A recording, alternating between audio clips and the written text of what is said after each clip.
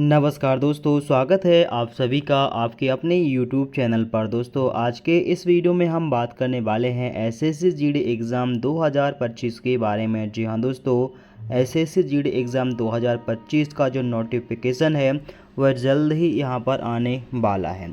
तो इसके बारे में हम जानेंगे परीक्षा पैटर्न क्या रहेगा, पाठ्यक्रम क्या रहेगा, योग्यता क्या रहेगी, परीक्षा सारणी क्या रहेगी, आयु सीमा क्या रहेगी, इसका बेसिक वेतन यहाँ पर क्या रहने वाला है।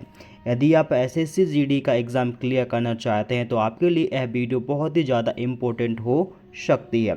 तो आइए स्टार्ट करते हैं। सबसे पहले हम इसमें जानेंगे कि जीडी कांस्टेबल भर्ती प्रक्रिया के जो प्रमुख चरण हैं या कितने चरणों में यह संपन्न होती है, वह एक एक चरण हम यहाँ के जानेंगे।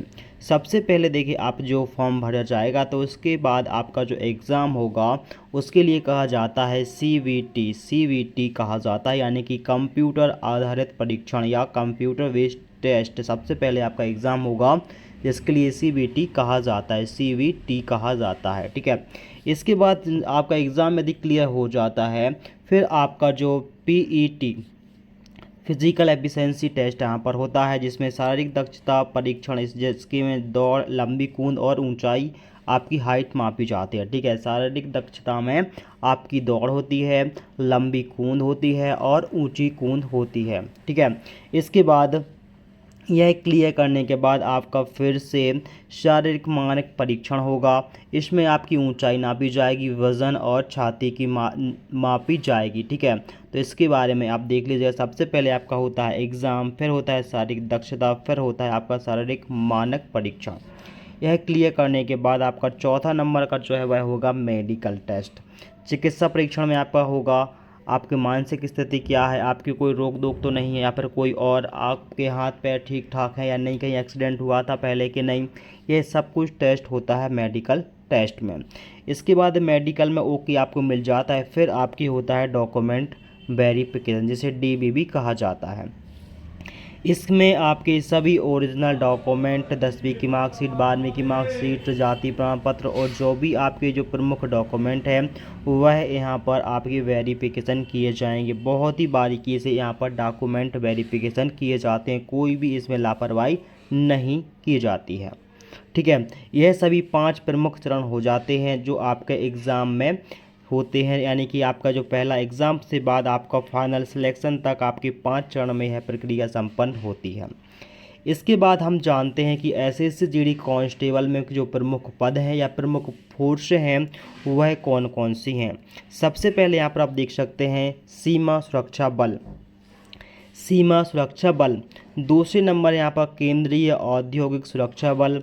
तीसरी पोस्ट यहाँ पर रहेगी केंद्रीय रिजर्व पुलिस बल। चौथी यहाँ पर पोस्ट है सशस्त्र सीमा बल। पांचवी है यहाँ पर भारत तिब्बत सीमा पुलिस बल। छठवीं है यहाँ पर असम राइफल। सातवीं है नारकोटिक कंट्रोल ब्यूरो और आठवीं यहाँ पर है सचिवालय सुरक्षा बल। यह प्रमुख 8 पद है जहाँ पर आपकी नियुक्ति होगी। जो भी आप सिलेक्ट करोगे कि आपको कौन सी पोस्ट पर जाना है, वीएसएफ में जाना है या केंद्रीय औद्योगिक सुरक्षा बल में जाना है या फिर सीआरपीएफ में जाना है या फिर एसएसबी में जाना है या फिर आईटीबीपी में जाना है या एनसीबी में जाना है या फिर आपकी सचिवालय सुरक्षा बल में जाना है, यह पहले ही आपको सिलेक्ट करनी होती है कि आपको कौन सी पोस्ट आपके लिए चाहिए और कौन सी पोस्ट में आप जाना चाहते हैं। तो यह प्रमुख 8 पोस्टें रहेंगी जिसके माध्यम से आप इसके अंतर्गत जा सकते हैं और कोई भी जिसमें आपकी रुचि हो वह सिलेक्ट करके आप इसके लिए आवेदन कर सकते हैं। इसके बाद हम जानेंगे एसएससी जीडी 2025 के लिए जो आवेदन करने की योग्यता है वह यहाँ पर क्या क्या रहेंगी, यानी कौन कौन इसके लिए आवेदन कर सकता है। तो सबसे पहले देखिए, आपके न्यूनतम यानी कि कम से कम आपको 10वीं पास होना अनिवार्य है। कम से कम आपके लिए यहाँ पर 10वीं पास होना अनिवार्य है। दूसरे नंबर की यहाँ पर देखिए, आपकी हाइट बहुत ज़्यादा इम्पोर्टेंट रखते हैं। यहाँ की ऊंचाई आपकी जो है पुरुष के लिए 170 सेंटीमीटर, यानी पुरुष के लिए, पुरुष अभ्यर्थी के लिए जो हाइट है या ऊंचाई है वह 170 सेंटीमीटर होना अनिवार्य। यदि इससे 1 सेंटी या मिली सेंटीमीटर भी कम होती है तो आपको डिसक्वालीफाई कर दिया जाएगा। ठीक है, तो कम से कम आपकी 170 सेंटीमीटर हाइट होना अनिवार्य है। तीसरे नंबर यहाँ पर देखिए सीना, जो आपका सीना है फुल हवा केवल पुरुषों के लिए होता है। सीना की नाप किसके? पुरुष अभ्यर्थियों के लिए। इसमें आपको जो सीना है वह 80 से 85 सेंटीमीटर ही मापा जाता है, ठीक है। 80 से 85 सेंटीमीटर होना अनिवार्य। आप ज़्यादा दुबले रहेंगे तो आपका इसमें डिस्क्वालीफाई कर दिए जाएंगे। तो आपको जो सीना है वह 80 से 85 सेंटीमीटर के मध्य ही होना चाहिए। यह जो सीना की है वह आपको केवल पुरुष कैंडिडेटों के लिए ही है, यह महिलाओं के लिए अप्लीकेबल नहीं है। इसके बाद जो महिलाओं की ऊंचाई है तो इसकी महिलाओं की ऊंचाई 157 सेंटीमीटर रहेगी और आयु सभी की 18 से कम 18 वर्ष और 23 वर्ष के मध्य यहाँ पर आपकी होनी चाहिए। 18 से 23 वर्ष के मध्य यहाँ पर आपकी आयु होनी चाहिए और अलग अलग कैटेगरी के हिसाब से अलग अलग छूट भी यहाँ पर दी जाती है, वह नोटिफिकेशन में क्लियर आपका हो जाएगा। लेकिन कम से कम आपकी एज 18 वर्ष तो होनी ही चाहिए।